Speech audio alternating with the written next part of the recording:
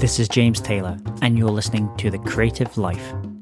The Creative Life podcast is a show created for you, the creative.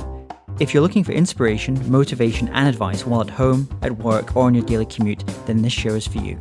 Each episode brings you a successful creative, whether that's a musician, writer, artist, designer, performer, educator, or creative entrepreneur. They share their journey, their successes, their failures, their creative process, their insights, and much, much more.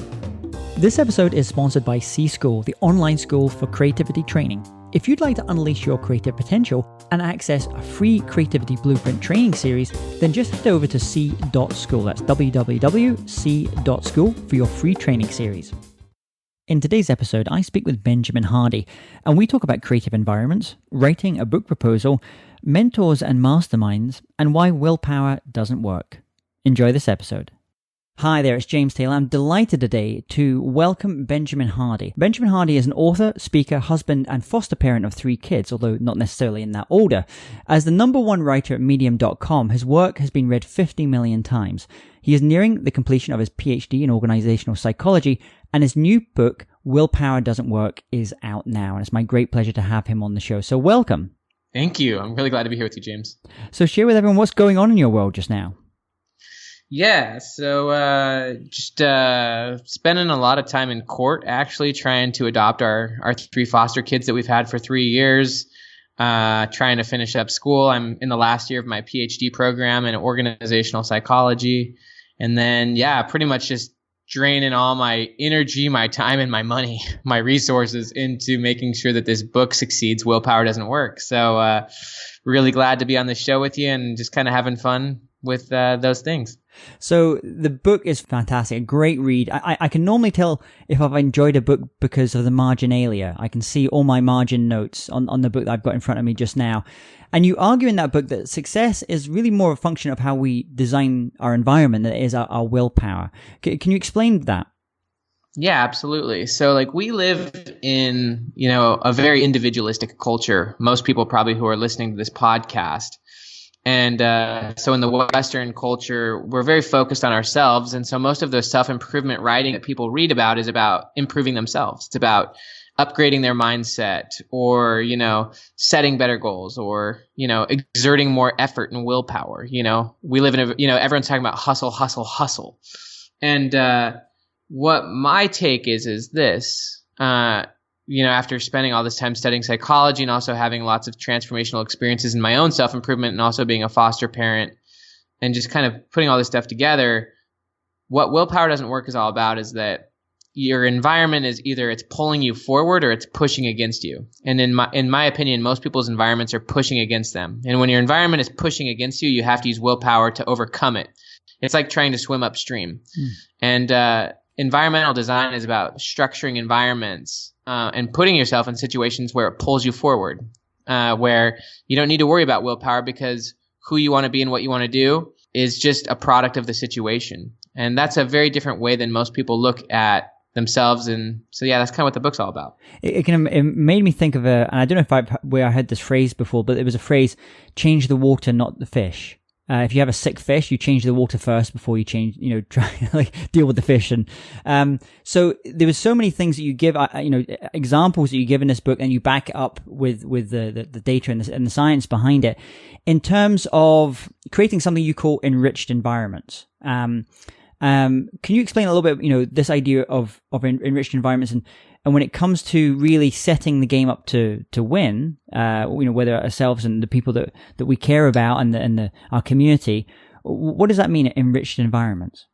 Yeah. I mean, I love what you just said, about winning the game before you start playing. I think that's kind of a really smart approach. But anyways, enriched environments are basically optimal environments where wherever you are, you're fully immersed in what you're doing. You're in what psychologists would call a flow state.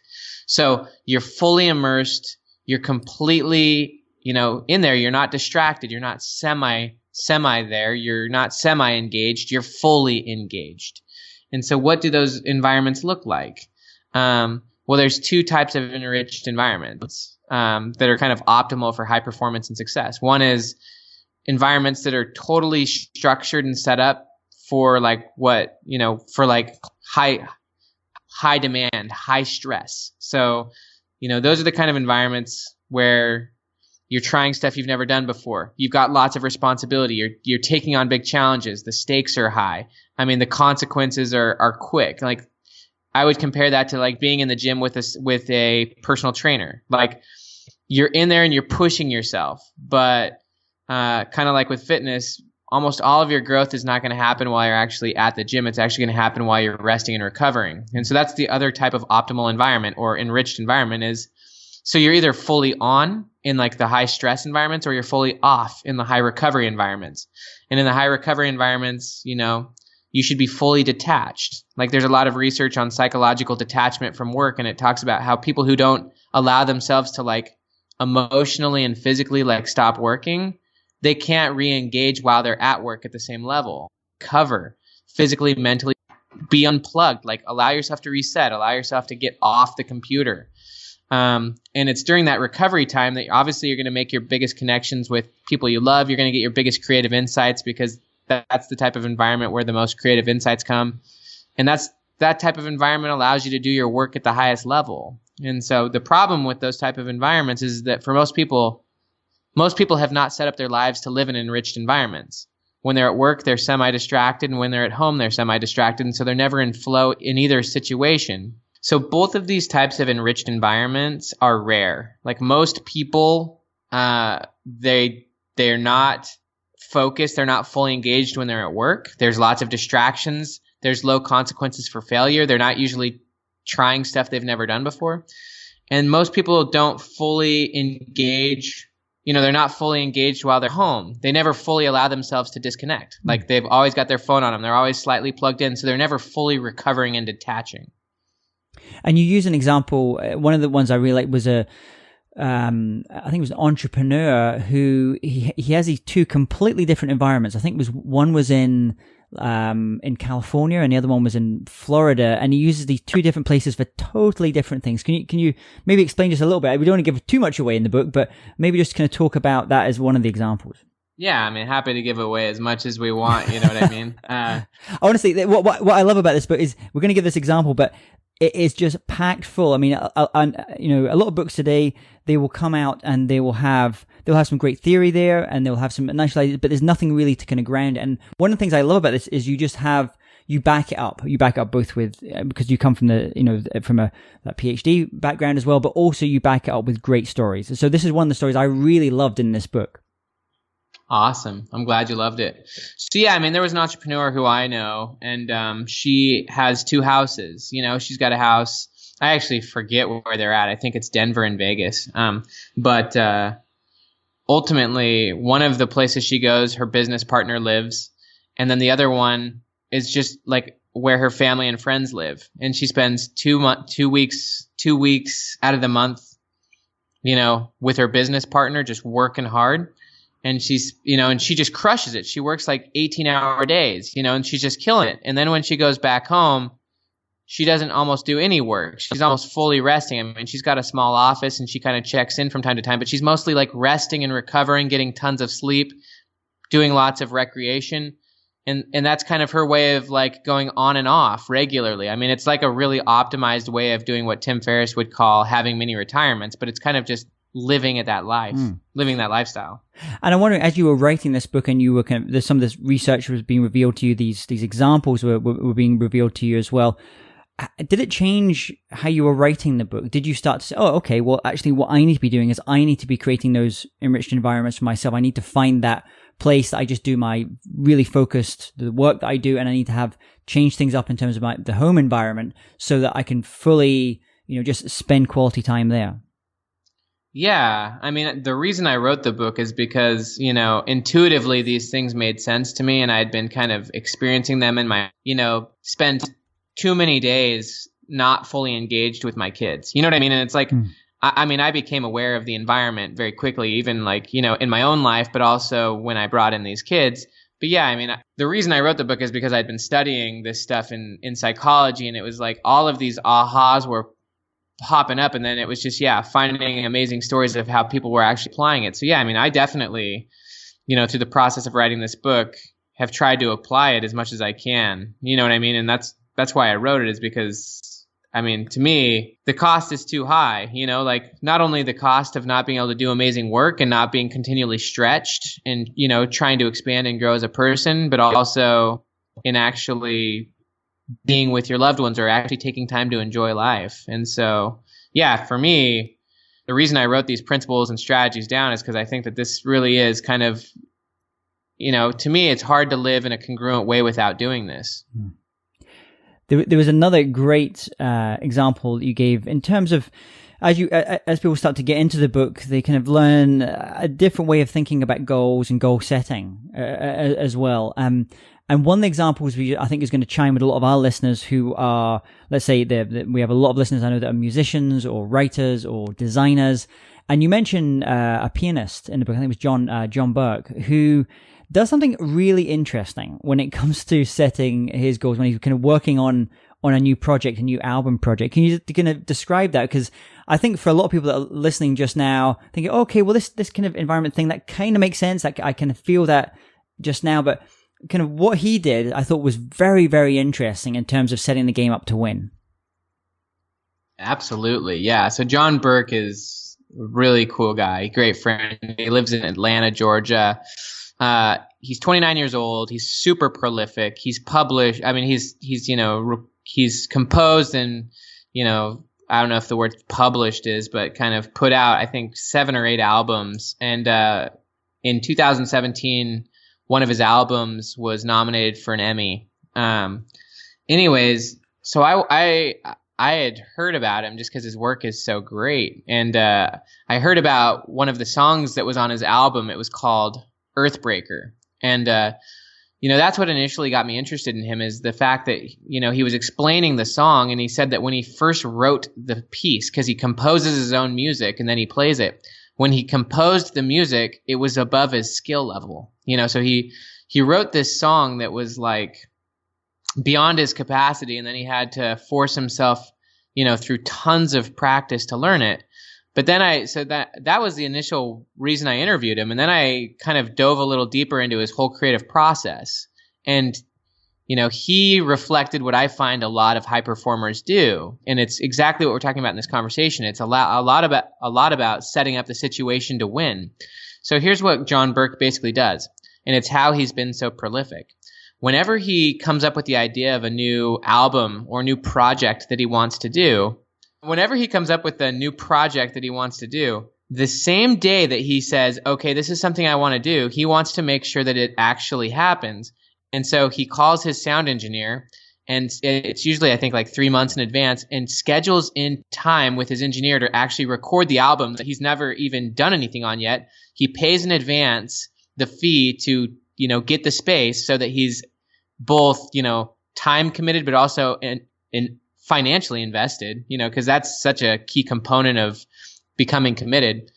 So he's on the guy's calendar, and then he schedules out his entire schedule for the next 3 months. He puts creation time into his calendar, and he views that as a meeting. So like if any gigs pop up during that time, he says, no, I've got a meeting, because he needs to like be serious about creating this album.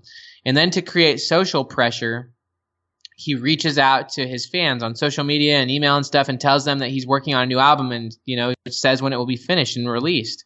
And so, basically what he does is when he has an idea, it's not enough to just have an idea. There's a big difference between being a dreamer and a doer. And the reason that John Burke is a doer is because he creates environments and conditions that force him to succeed. All of this external pressure he applies on himself forces himself forward.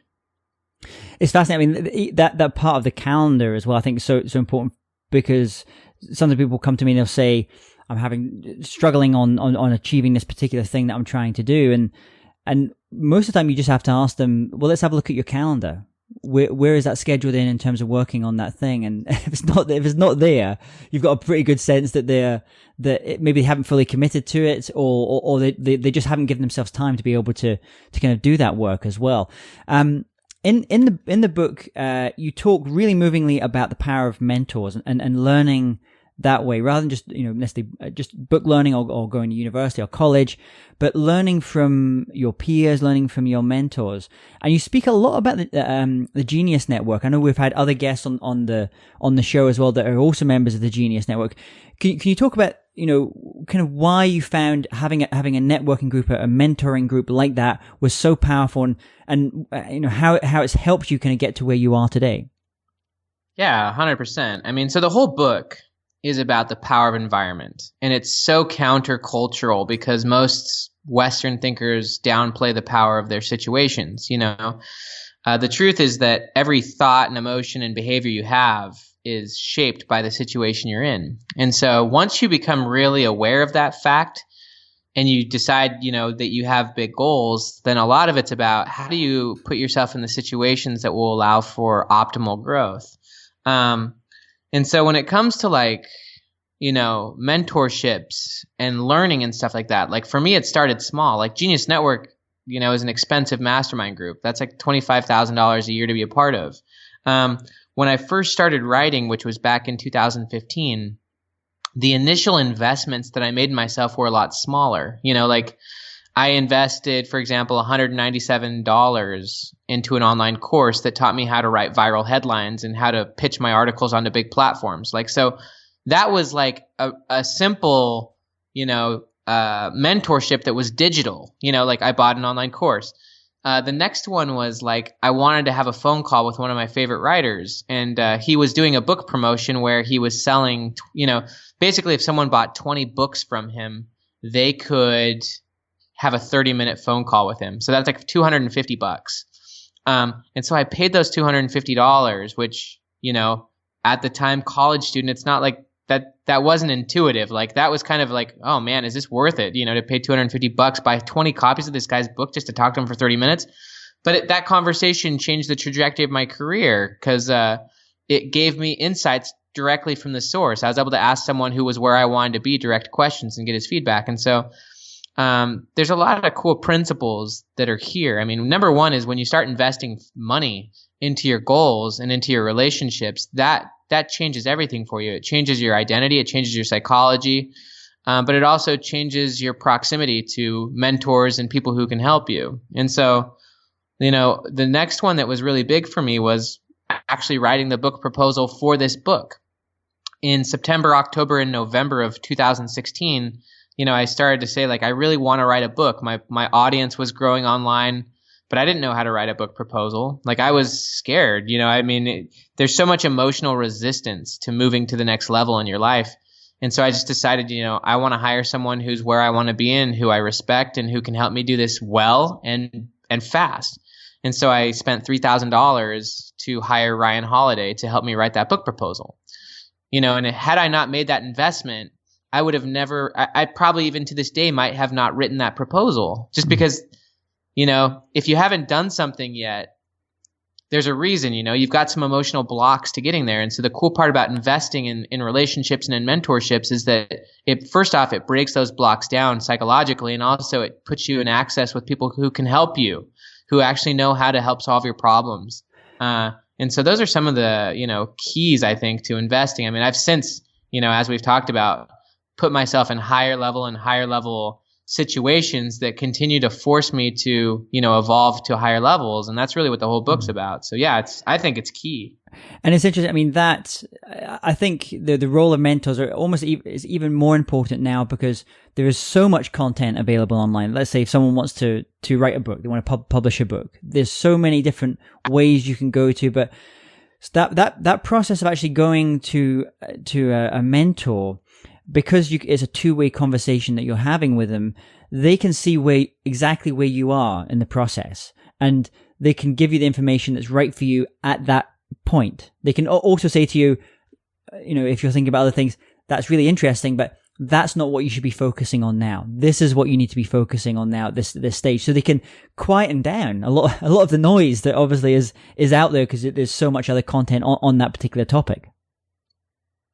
That's exactly right. I mean, that's exactly what happened for me with Jeff Goins, with the phone call I did with him.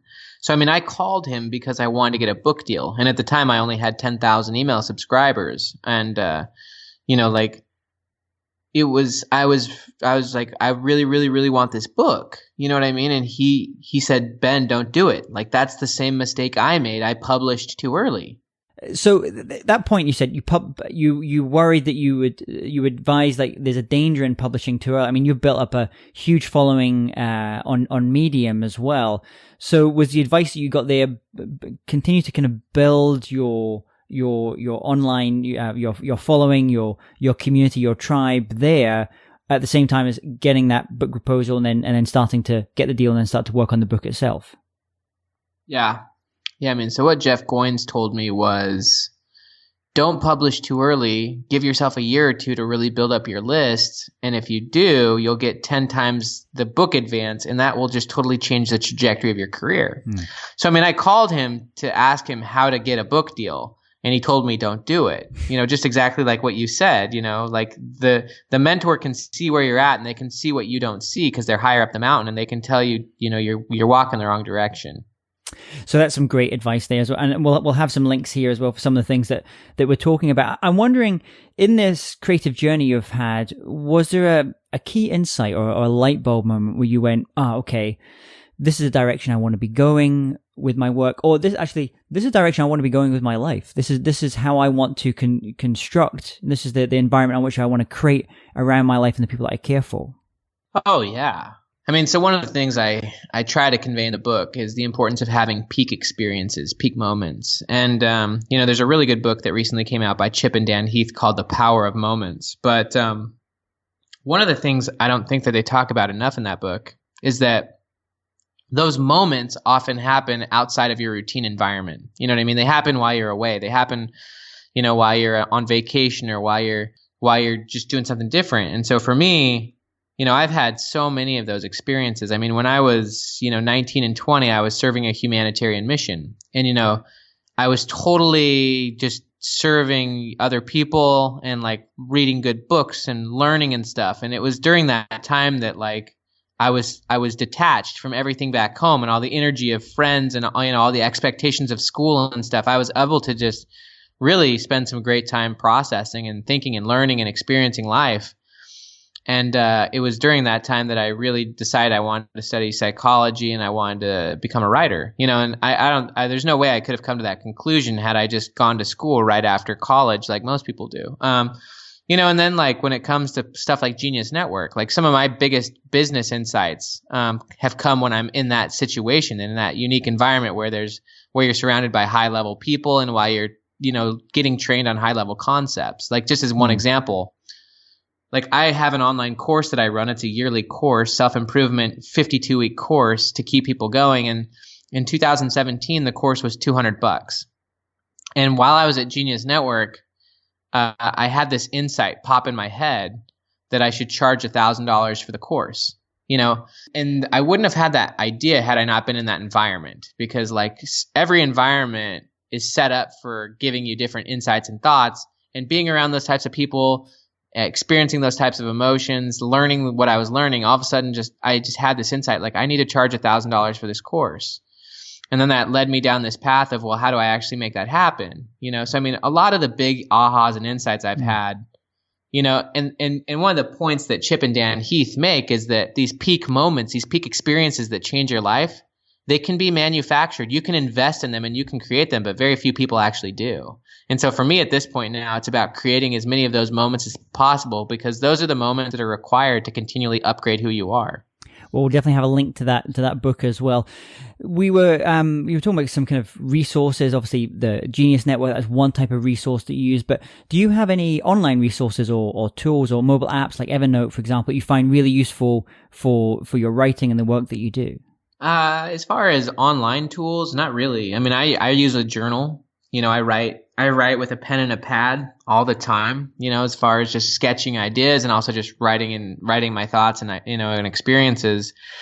The tool that I use is the one we were talking about at the beginning, which is medium.com, and I think for people who are trying to create influence, there's a lot of really good platforms with pre-existing audiences, medium.com being one, obviously all the social media platforms, there's already big audiences there. And so places like Medium, LinkedIn, and Quora are great websites where there's already hundreds of millions of readers. And so for me, I write my stuff in Medium, I publish it on Medium, and luckily have been able to grow a big following there. But I don't use a lot of tools and tech. I'm pretty simple and basic.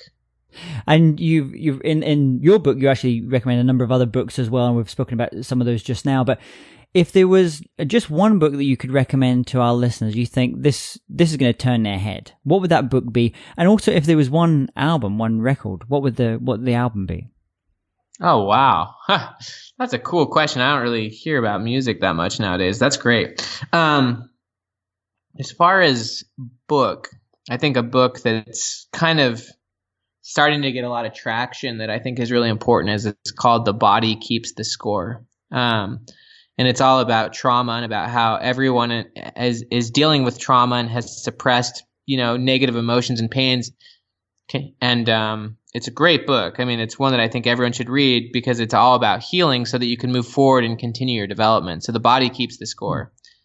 As far as an album, man, I haven't actually listened to a straight album in so long. That's kind of one of the problems of our generation. Is there a Spotify playlist then that you tend to like? Definitely. I mean, I listened to a lot of kind of like either classical music or ambient kind of electro kind of sounds. So, I mean, I think that the album that I really enjoy is probably the Daft Punk album. I mean, really anything by Daft Punk is really cool. I mean, throwing back, and this is kind of hilarious, but, on the pop side, and this is almost embarrassing, but the Savage Garden album, I don't know why. I just love their first album. I hate all their other music, but they have this first album. And really, it's only a few songs on that album. And I think the reason I like it is because my aunt who lived with us when I was like 8 years old listened to it all the time. But she listened to Daft Punk and she listened to Savage Garden.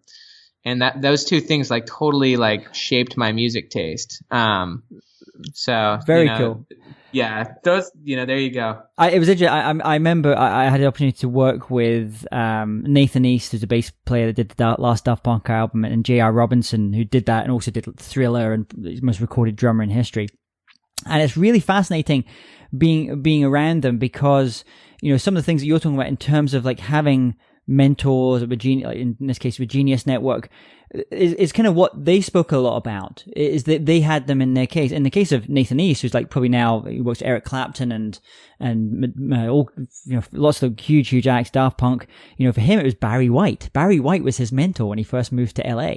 And so whenever I speak to someone that's achieved anything, often one of the first questions I'll ask is like, who was that person?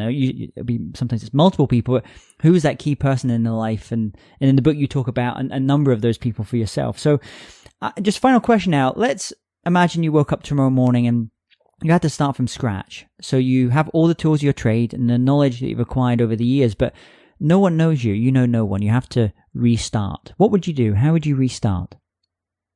Yeah, I mean, James, I think that's such a beautiful question. So basically, I'm starting over with no platform, and also, would you say no money? No money. Back at the beginning. It's back. I'll give you a laptop. Perfect. Yeah.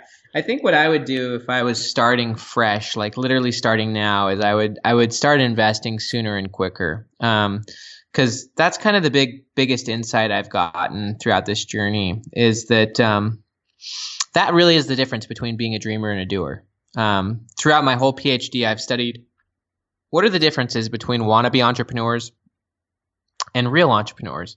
And a lot of it stems from just literally when a person starts investing money into their goal and in their dream, they start to become committed and their identity starts to shift and they start to like really believe they can do it and they start to, see themselves as whatever that thing is. And that's really what happened for me. When I started investing in my education as a writer and buying a website and starting to buy access to mentors, that's when stuff really started to change for me. I mean, I had spent years studying. I mean, I had all the head knowledge. I had been reading books. I'd read hundreds of books. I'd spent, probably hundreds or thousands of hours writing in my journal and thinking about it and dreaming about being a writer and, and thinking about when and how it would happen. But it wasn't until I started actually putting money down and started investing that then I became really committed. And once that commitment was there, and I was willing to take bigger risks, and once you become committed, you're more willing to take risks. I was willing to start putting my work out there and start willing to actually learn the craft and fail more frequently. And so, yeah, if I was to start from the beginning, I would start investing a lot sooner, because had I started investing sooner, I'd probably be a lot further along. And if people want to reach out to you and connect with you, what is the best way for them to do that? Yeah, just benjaminhardy.com is my website. Obviously, you can read all my work on Medium, and my big challenge would be to check out Willpower Doesn't Work. I think that people who read it will be surprised. It's a very counterintuitive, not really counterintuitive, maybe counterintuitive for Western thinkers, but it's a totally different approach, and I think it's a lot more honest and realistic approach to self-improvement. Well, Benjamin, thank you so much for coming on the show today and sharing all about your creative life. I wish you all the best with the book. We're going to have links here and everyone at jamestaylor.me. People can go and check out all those links, and look forward to catching up with you at some point soon. James, you're awesome, man. Thank you for your generosity and having me on the show. Hey, James Taylor here again. And if you're interested in living a more creative life, then I'd love to invite you to join me as I share some of the most successful strategies and techniques that high-performing creatives use. I put them all together in a free downloadable ebook that you can get by going to jamestaylor.me. That's jamestaylor.me to get your free downloadable ebook on creativity.